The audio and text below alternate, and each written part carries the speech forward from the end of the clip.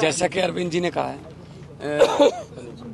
पूरे देश में ये चलन बन गया है। जो भी कोई जनता के लिए काम करता है, कोई लोकप्रिय होता है जनता में, उसको उठा के जेल में फेंक देते हैं।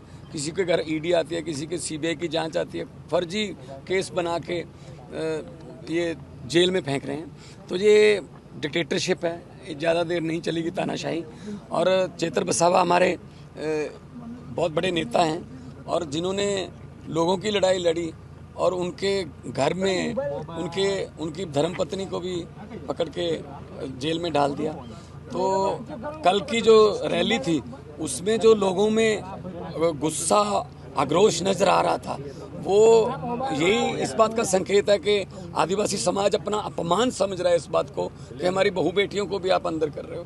तो जरूर जो आदिवासी समाज है वो चेतर वसावा के लिए खड़ेगा, चेतर वसावा के लिए लड़ेगा, और जिसके लिए लोग लड़ने लगे उसको कोई नहीं हरा सकता। जैसा कि अरविंद जी ने कहा है, पूरे देश में ये चलन बन गया है। जो भी कोई जनता के लिए काम करता है, कोई लोकप्रिय होता है जनता में, उसको उठा के जेल में फेंक देते हैं। किसी के घर ईडी आती है, किसी के सीबीआई की जांच आती है, फर्जी केस बना के ये जेल में फेंक रहे हैं। तो ये डिक्टेटरशिप है, ज़्यादा देर नहीं चलेगी तानाशाही। और चेतर वसावा हमारे बहुत बड़े नेता हैं और जिन्होंने लोगों की लड़ाई लड़ी और उनके घर में उनकी धर्मपत्नी को भी पकड़ के जेल में डाल दिया।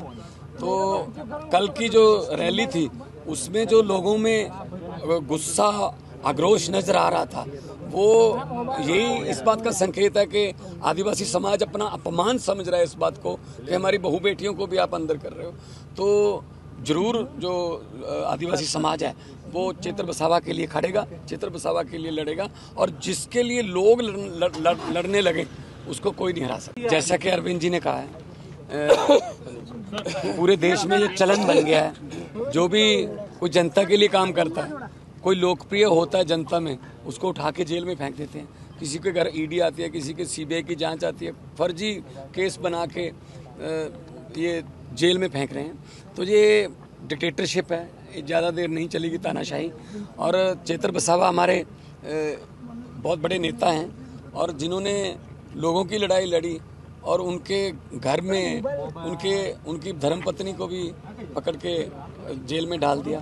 तो कल की जो रैली थी उसमें जो लोगों में गुस्सा, आक्रोश नजर आ रहा था, वो यही इस बात का संकेत है कि आदिवासी समाज अपना अपमान समझ रहा है इस बात को कि हमारी बहू बेटियों को भी आप अंदर कर रहे हो।